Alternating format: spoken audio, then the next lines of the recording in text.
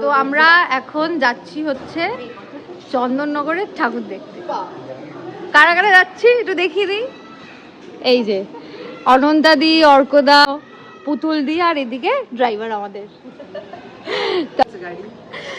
ঠাকুর দেখতে যাচ্ছি আমরা 5 জনের ফার্স্ট টাইম। তো কিভাবে কি ঠাকুর দেখবো জানি না, চলো যাই। ব্যাস আর কি, উঠে পড়লাম গাড়িতে আর রওনা দিয়ে দিলাম ঠাকুর দেখার উদ্দেশ্যে।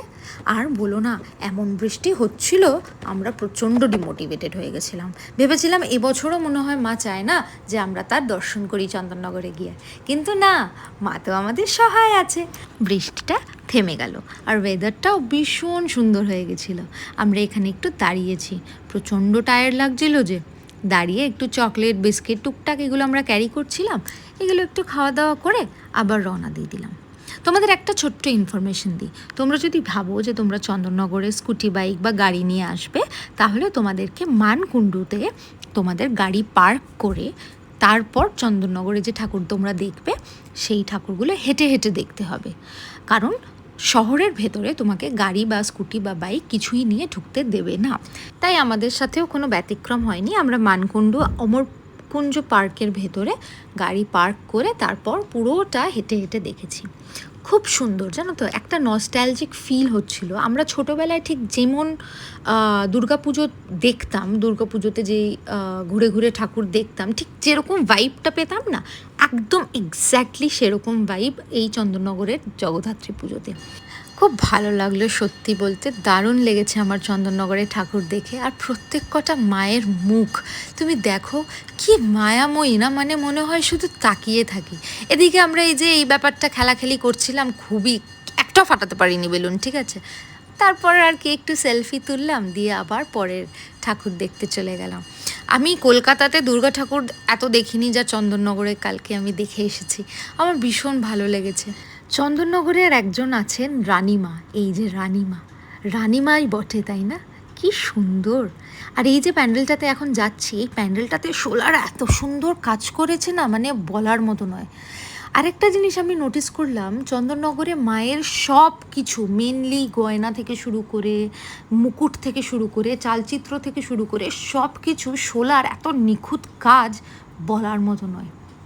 আর একটা জিনিস দেখো, এখানে নোটিস করো, হৈমন্তিক শুভেচ্ছা। আমরা এখন মোটামুটি ক্লান্ত হয়ে গেছি, প্রচুর ঠাকুর দেখে প্রচন্ড ক্লান্ত। এখন আমাদের খাবার চাই, তাই তো? পান্ডু খেতে যাচ্ছে না। কি হয়েছে? কেউ খেতে যাচ্ছে না, তো টায়ার্ড হয়ে গেছি, এখন যাই না, দেখি কোথাও একটা খাবো।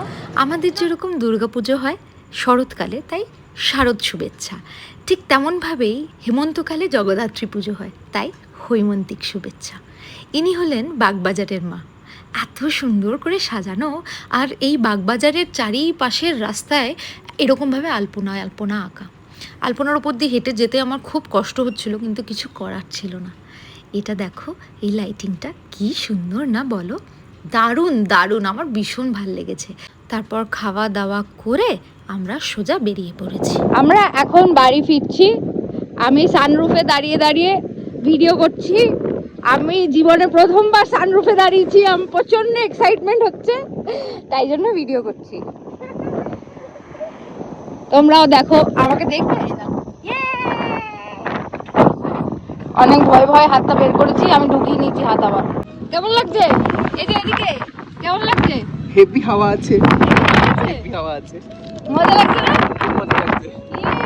তো আমাদের মোটামুটি চন্দননগরের ঠাকুর দেখা হয়ে গেছে।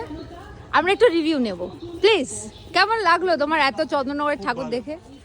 তোমার দারুণ দারুণ, তোমার ভীষণ ভালো। আমার এখনো আরো 10টা ঠাকুর দেখার এনার্জি আছে, কিন্তু কেউ যাচ্ছে না। অসম্ভব। আমার 2টো ঠাকুর দেখার এনার্জি আছে। তোমার 2টো? হ্যাঁ, আমার কোনো ঠাকুর দেখার এনার্জি নেই, বাট ঠাকুর সুন্দর, লাইটিং সুন্দর, বাট খাবার খুব বাজে। হ্যাঁ, আমরা ভূতের রাজা দিল পরে খেতে গেছিলাম, চন্দননগরের যে ব্রাঞ্চটা রয়েছে, ভালো না খাবার না। তো যাই হোক, আমরা প্রচন্ড মজা করেছি। পায়ের অবস্থা খুব খারাপ, বাড়িতে যাব, চেঞ্জ করবো, ঘুমাবো। চলো, signing off, good night. Tata, good night, tata.